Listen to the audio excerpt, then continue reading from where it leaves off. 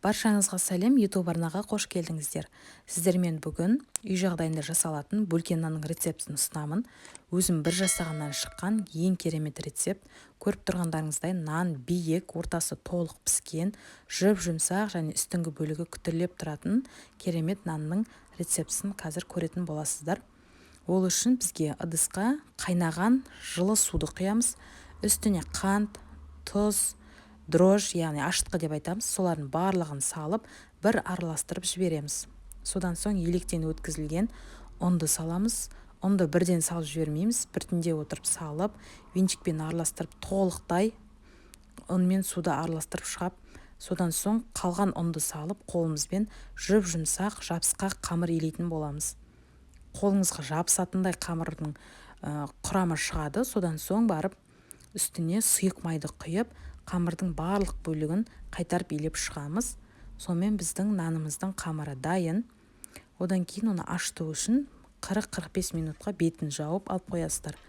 Толықтай ашығаннан кейін барып нанды пісіретін боламыз. Бұл видеоға керекті заттардың мөлшерін осы видеоның соңында қалдыратын боламын.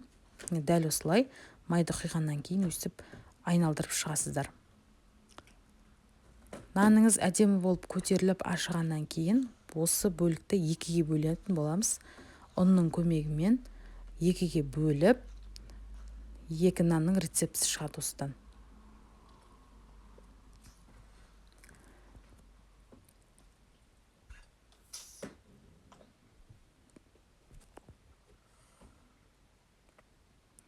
Мінекей ашыған қамыр, осы бір қайтарып жібересіздер де ұнды сеуіп, нанды бір қайтарып, одан кейін ортасынан бөлеміз, екі нан шығады. Қолмен ғана кішкене жайып жіберіп, рулет сияқты орайтын боламыз. Бөлке нанның формасына келтіріп, содан соң нанның формасына салып пісіреміз. Нанның арнайы формасын мен Каспий магазинінен заказ беріп алдырдым. Егер керек болатын болса, комментарийге қалдырсаңыздар болады. Мен сіздерге қандай түрі, қандай мөлшері екенін жазып жіберетін боламын. Мінекей бір бөлігін алып қоя тұрамыз да, екінші бөлігін жайып, рулет сияқты орап, форманы бірінші майлап аласыздар. Толықтай майлап алғаннан кейін қамырыңызды салып, бетін пакетпен жауып, көтерілгенше ұстай тұрамыз. Пешіңізді қыздырып қоя берсеңіздер болады. Наныңыздың пісетін уақытына дейін градуста уақытта қойып пісіресіздер. Енді өздеріңіздің пештеріңізге қарай. Мінекей форма менде осылай алюмин материалда. Осыған салып, көтерілгенше алып қоятын боламыз.